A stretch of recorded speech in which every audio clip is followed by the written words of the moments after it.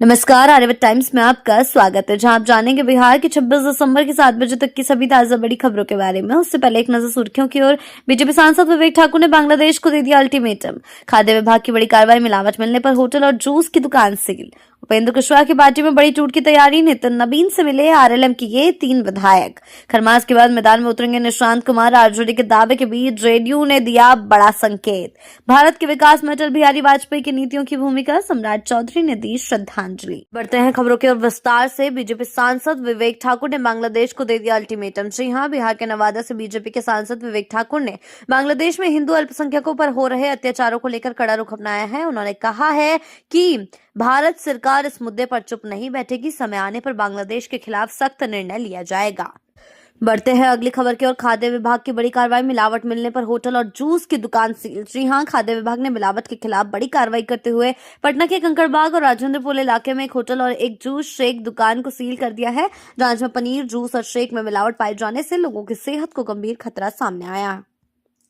बढ़ते हैं अगली खबर की ओर। उपेंद्र कुशवाहा की पार्टी में बड़ी टूट की तैयारी, नितिन नवीन से मिले आरएलएम के ये 3 विधायक। जी हां, बिहार में उपेंद्र कुशवाहा की पार्टी में ऐसा लग रहा है कि सब कुछ ठीक नहीं है। कुछ तस्वीरें सामने आई जिसमें टूट के संकेत दिख रहे हैं। इसको लेकर सियासी गलियारों में अटकलों का दौर शुरू हो गया है। बीते बुधवार की रात पटना में उपेंद्र कुशवाहा की ओर से आयोजित लिट्टी चोखा भोज में पार्टी के 3 विधायक शामिल नहीं हुए। तीनों बुधवार को बीजेपी के राष्ट्रीय कार्यकारी नितिन नवीन से मिलने पहुंच गए। इसी के चलते अब ये सामने आ रहा है कि कयास ये लगाए जा रहे हैं कि आरएलएम में बड़ी टूट पड़ चुकी है। बढ़ते हैं अगली खबर की ओर। खरमास के बाद मैदान में उतरेंगे निशांत कुमार। आरजेडी के दावे के बीच जेडीयू ने दिया बड़ा संकेत। जी हां, बिहार के मुख्यमंत्री नीतीश कुमार के बेटे निशांत को लेकर सियासी हलचल एक बार फिर तेज हो गई है। निशांत क्या सक्रिय राजनीति में आएंगे, इसको लेकर एक तरफ आरजेडी की ओर से दावा किया जा रहा है, तो वहीं जेडीयू की ओर से भी बयान सामने आ रहे हैं और उन्होंने एक बड़ा संकेत दे दिया है कि आरजेडी की ओर से यहां तक कह दिया गया है कि निशांत कुमार खरमास के बाद सक्रिय राजनीति में आ रहे हैं। पिता नीतीश की विरासत को वो आगे बढ़ाएंगे और उनका स्वागत भी होना चाहिए। तेजस्वी और निशांत कुमार दोनों युवा हैं। बढ़ते हैं अगली खबर की ओर। भारत के विकास में अटल बिहारी वाजपेयी की नीतियों की भूमिका, सम्राट चौधरी ने दी श्रद्धांजलि। जी हां, पटना में पूर्व प्रधानमंत्री अटल बिहारी वाजपेयी की 100वीं जयंती के अवसर पर श्रद्धांजलि कार्यक्रम का आयोजन किया गया। इस कार्यक्रम में बिहार के उप मुख्यमंत्री सम्राट चौधरी भी शामिल हुए और उन्होंने अटल के व्यक्तित्व और योगदान को याद किया। सम्राट चौधरी ने कहा कि अटल बिहारी वाजपेयी केवल एक राजनेता नहीं थे, बल्कि वो राष्ट्र कवि और राष्ट्र निर्माता थे, जिन्होंने देश को एक नई दिशा दी। बढ़ते हैं अगली खबर की ओर। अमरापली का बयान बना सोशल मीडिया में बहस का मुद्दा, लोगों ने की टिप्पणियां। जी हां, बिहार के मुख्यमंत्री नीतीश कुमार से जुड़ा हिजाब विवाद इन दिनों लगातार चर्चा में बना हुआ है। इस मामले पर अब भोजपुरी सिनेमा की मशहूर अभिनेत्री अमरापाली दुबे की प्रतिक्रिया सामने आई है। उन्होंने कहा है, इस पूरे विवाद को लेकर सवाल किया। भोजपुरी सिनेमा की मशहूर अभिनेत्री दुबे ने कहा है कि देखिए, मैं हमेशा ये विश्वास करती हूँ कि आपका पहनावा आपकी निजी चॉइस होती है और कुछ जगहें होती है जिसकी कुछ गरिमा होती है। मुझे लगता है कि कोई ऐसी चीज हुई है जिससे किसी की भावना को ठेस पहुंची है। अगर ऐसा है तो लोगों को उसके ऊपर सटीक कार्रवाई करनी चाहिए, जिसे इंसाफ मिलना चाहिए, उसे इंसाफ मिले, मैं तो यही उम्मीद करूंगी।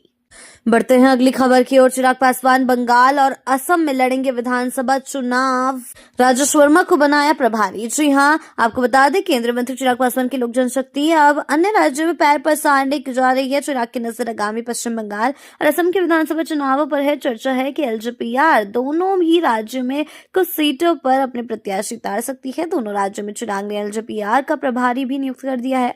बंगाल और असम के आगामी विधानसभा चुनाव की जिम्मेदारी खगड़िया से लोकसभा सांसद राजेश वर्मा को दी गई है।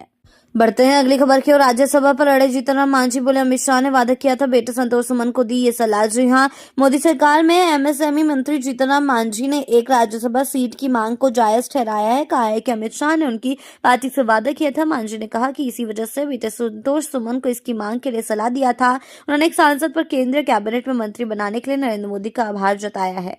बढ़ते हैं अगली खबर की ओर। बीजेपी नेता की हत्या पर आरजेडी बोली, जनता भगवान भरोसे, सम्राट के कचरा और साफ वाले बयान पर तंज। जी हां, बिहार के समस्तीपुर जिले में भारतीय जनता पार्टी के नेता की हत्या के मामले पर सियासत गर्मा गई है। मुख्य विपक्षी दल लालू एवं तेजस्वी यादव की आरजेडी ने आरोप लगाया है कि बिहार में कानून व्यवस्था पूरी तरह चौपट हो चुकी है और आम जनता भगवान भरोसे जीने को मजबूर है। आरजेडी ने डिप्टी सीएम सह गृह मंत्री सम्राट चौधरी के उस दावे पर भी तंज कसा, जिसमें उन्होंने अपराधियों के खिलाफ अभियान चलाकर कचरा साफ करने की बात कही थी।